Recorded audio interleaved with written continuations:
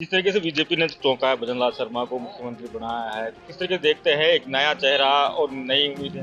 देखिए, इससे तो मैं सहमत हूँ कि पार्टी को निश्चित ही बदलाव करने चाहिए, नए चेहरे लाने चाहिए और जब नए चेहरे आएंगे, नए लोग आएंगे, नए विजन के लोग आएंगे, तो प्रदेश का, देश के विकास में पार्टी इसकी समीक्षा कर रही है और क्यों हमारा वोट बैंक तो घटा नहीं है, पर हमारी सीटें कम हो गई है निश्चित ही। उसके ऊपर मंथन चल रहा है, तो उस टाइम बताएंगे। 2.5 साल से कांग्रेस में भी ये चल रहा था कि शायद चेंज कर देना चाहिए। क्या लगता है कि अगर टाइम पे अगर चेंजेस होता कांग्रेस में तो एक परिणाम कुछ और होता? देखिए, अब ये तो हुआ नहीं, तो अब ये तो एक कल्पना की बात हो गई। हम इस वक्त मौजूद है जिला मुख्यालय पर और हमारे साथ हैं पूर्व विधायक बांदीकुई से।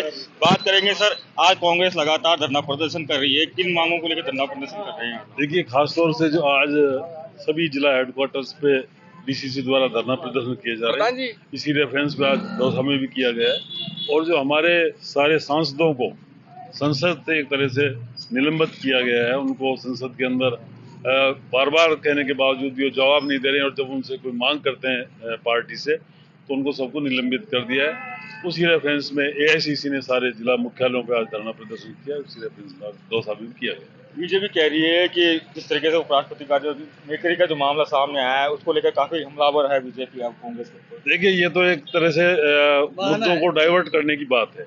अब कोई ऐसी उनके पास हमारी बातों का जवाब देने के लिए कुछ है नहीं, तो ये एक नया मुद्दा निकाल दिया है कि मिमिक्री कर रहे थे। अब हमारी पार्टी ने कई ऐसे पुराने जो मुद्दे उनके सामने रखे हैं कि आपके इवन पीएम ने भी संसद के अंदर किस तरह हमारे उपराष्ट्रपति का उपहास किया था, उस बात पे तो कोई जवाब दे नहीं रहे हैं, और उल्टा इसको ध्यान डाइवर्ट करने के लिए इस तरह की बात कर रहे हैं। राजस्थान की राजनीति की बात करेंगे कि अब की बार जो विधानसभा के चुनाव का जो परिणाम आए किस तरह के देखते हैं, क्योंकि अब जो बार बार कहा जा रहा था कि सरकार रिपीट करेगी, क्या कारण मानते हैं कि सरकार रिपीट क्यों नहीं हो पाई? देखिए, कोई एक ही कारण नहीं होता, बहुत सारे कारण होते हैं।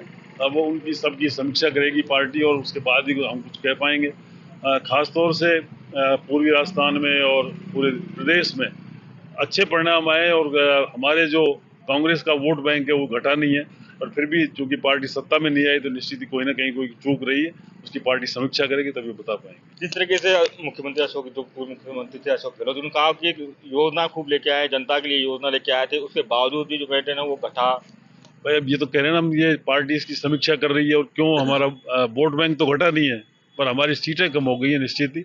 उसके ऊपर मंथन चल रहा है, तो उस टाइम बताएंगे आप। जिस तरीके से बीजेपी ने चौंका है भजनलाल शर्मा को मुख्यमंत्री बनाया है, तो किस तरीके से देखते हैं एक नया चेहरा और नई उम्मीदें?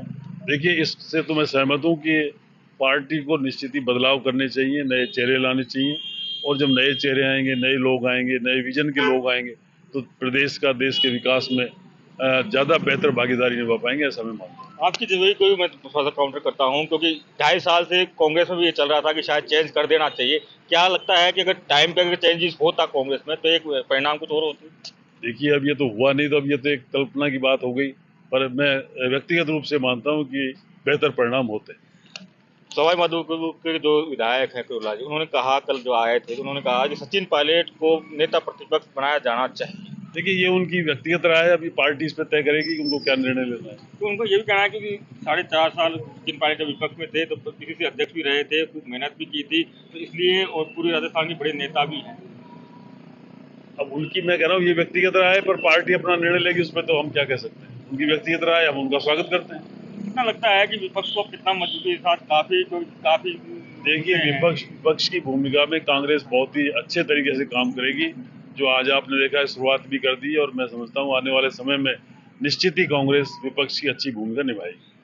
विधानसभा में कई लोग ऐसे थे, विधायक थे नवनिर्वाचित, जिन्होंने राजस्थानी में शपथ लेने की कोशिश की थी। क्या मुद्दा मानते हैं कि राजस्थानी भाषा को कितना? देखिए, राजस्थानी भाषा जब 8वीं अनुसूची में शामिल नहीं है, तो उसको कोई भी अध्यक्ष उसकी परमिशन देगा नहीं, और वो 8वीं अनुसूची में जब तक शामिल नहीं होगा तो इसका कोई मुद्दा ही नहीं है।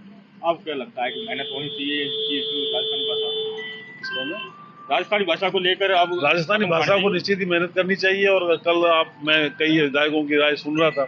देखिए, राजस्थान में भी क्या हो रहा है कि राजस्थान बहुत बड़ा प्रदेश है, और राजस्थानी भाषा जो है, जैसे अब हमारा पूर्वी प्रदेश है, इसमें तो राजस्थानी में कई बार हमारे जो लोग जिसमें पश्चिम में जिनकी पोस्टिंग हो जाती है, उनको भी भाषा की तकलीफ आती है, और इसमें ब्रज भाषा का ज़्यादा डायलेक्ट है, तो पर इस पे कोई आपसी सहमति बना के और कोई काम किया जाए तो बेहतर रहेगा। बांदीकुई की बात कर लेते हैं। बांदीकुई में एक अस्पताल को लेकर काफी गहमा-गहमी और धरना प्रदर्शन बांदीकुई में चल रहा है। किस तरह के मानते हैं? क्या है मामला, क्या है पूरा? देखिए, बांदीकुई में नया उपजिला अस्पताल की निर्माण की स्वीकृति हुई, उस पर काम भी शुरू हो गया और उसके काम को रुकवाया गया है।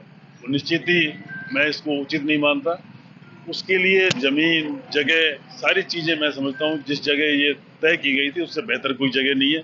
और हमने भी हमारे लिए तय कर रखा था कि जब ये उपजिला अस्पताल यहाँ बन जाएगा तो सिटी के लिए हम सिटी हॉस्पिटल चालू करवा देंगे।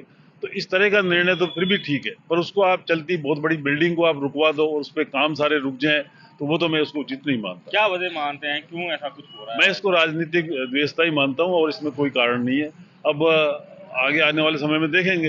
पूरा कांग्रेस पार्टी भी अभी आज भी धरना प्रदर्शन की मैंने बात सुनी है, पर कांग्रेस भी निश्चित ही इस पर हम लोग सब मिलजुल कर इस पर कोई निर्णय लेंगे और ऐसा नहीं होने देंगे। ये आरसीपी का बड़ा मुद्दा रहा है 5.5 साल।